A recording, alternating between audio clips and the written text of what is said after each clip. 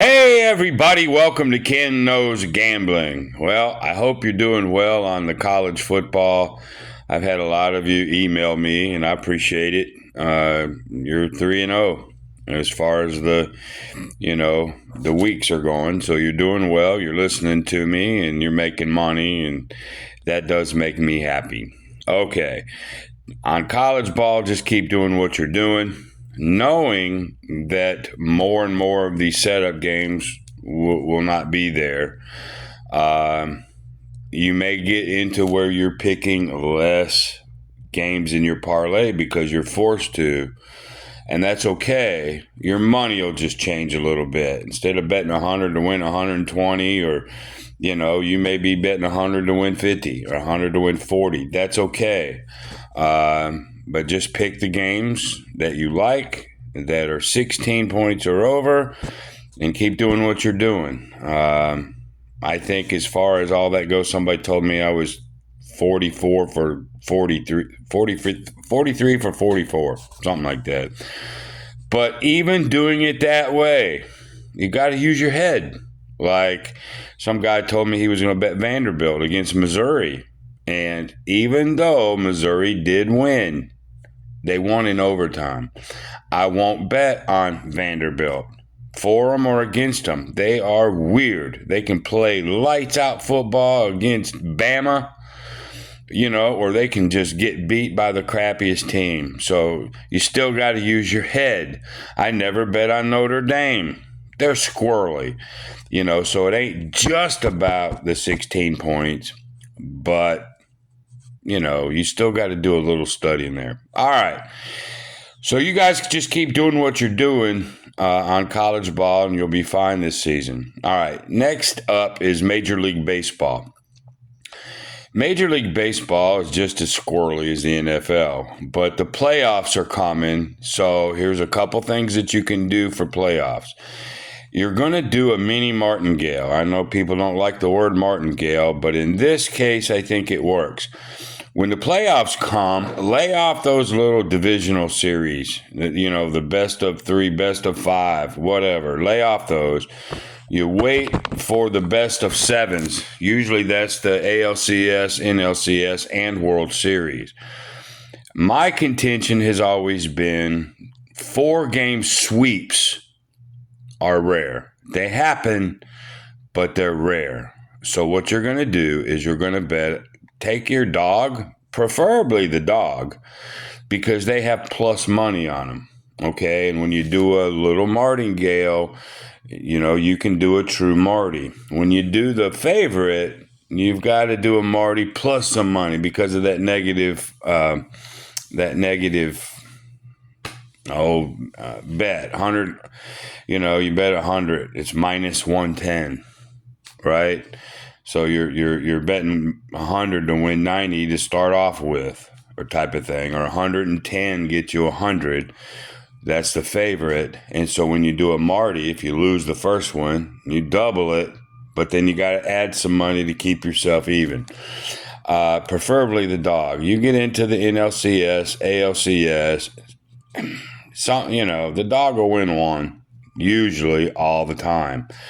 All right, so wait for the 7-game series, bet favorite or bet the dog, doesn't matter, and Marty him. And we just pray that a sweep ain't going to happen. All right, the next thing that you can do, and I want you to, this is going to hold true for the NFL as well, prop bets. Prop bets. I'm going to say that one more time. Prop bets. All right. So if you bet somebody, let's say it's a pitcher, and you got to study this shit, okay? It ain't just gimmies. Gambling is not gimmies. You got to study. But let's say a pitcher, and he's averaging, 7 strikeouts a game, every game or whatever, and he's in a game, and it says, hey, he'll make 6 strikeouts. Well, now it becomes an over or under, and you go, okay, he'll do that. He'll do 6 strikeouts or more. Now you're betting on a human. It doesn't matter if his team sucks. It doesn't matter if the other team blows him away. It doesn't matter about a group of guys. playing well. It matters on one dude. Does he do what he is supposed to do? All right. So prop bets are really gaining some speed out there. Prop bets are good bets. Like I bet, and I didn't put this out, but I bet on Derrick Henry the other week. They had him at 60 yards. Would he would do 60 yards. Well, I bet on him, and he did 88 yards. That was the only thing I did on the NFL. That one prop bet. So you have to find that one player that you think will do what they say they'll do and bet on him.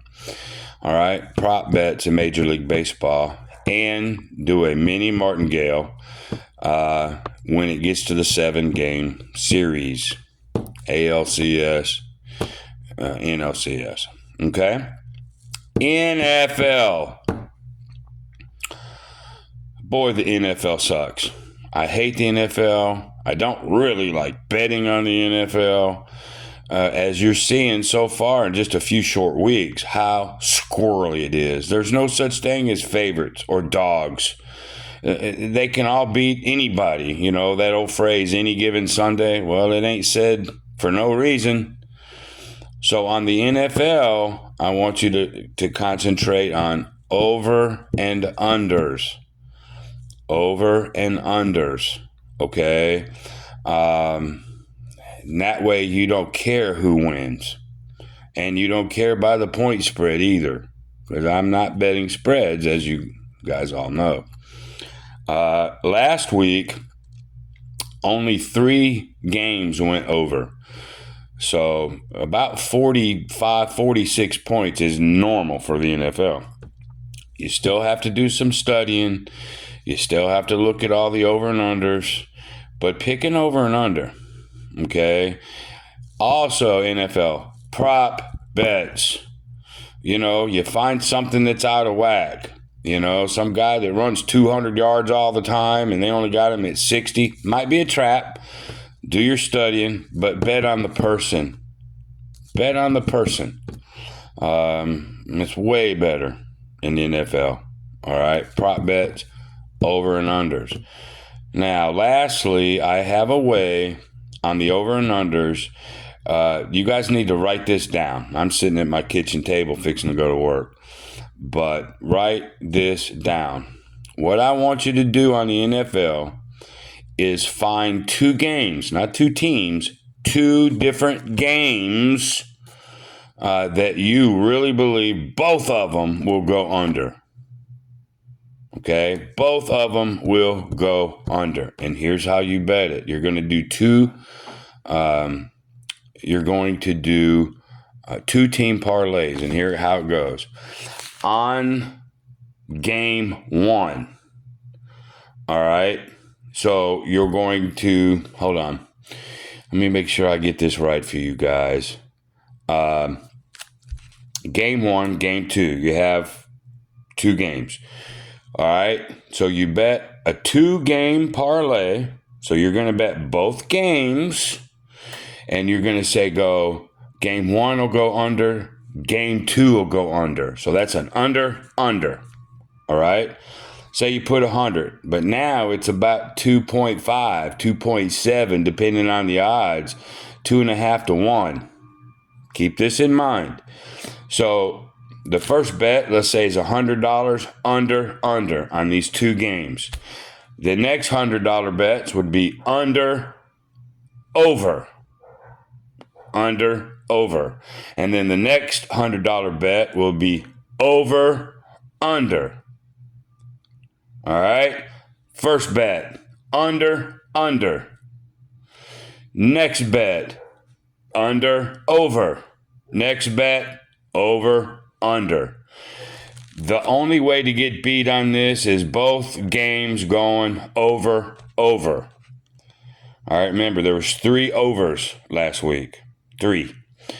So do your research. Actually, the better the game, the Chicago's, the grinding teams, you still got to do some homework. So you go, well, that's $100, $200, that's a $300 bet. Yes, it is. but I have at least a 75% shot at winning money. It's all about winning money. Okay. Don't get trapped into, well, all I'm going to win is what. So what? A win is a win. That's what some of you guys don't have in your head. A win is a win. Okay. So let's say, the under wins. Well, that 100 paid you, say, 250. All right. And you didn't lose your initial bet. You basically come out with $50 to the good.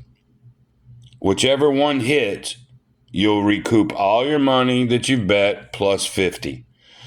All right. Under, over, under. Only thing that tags you is over. Okay. Now, if you think you found two games that are going to go over, they're both going to be a scoring fest, you can do the same thing.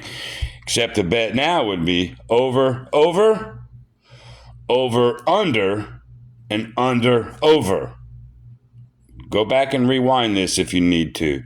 The only thing left would be the under would beat you. But I'm going to suggest doing it the under, over,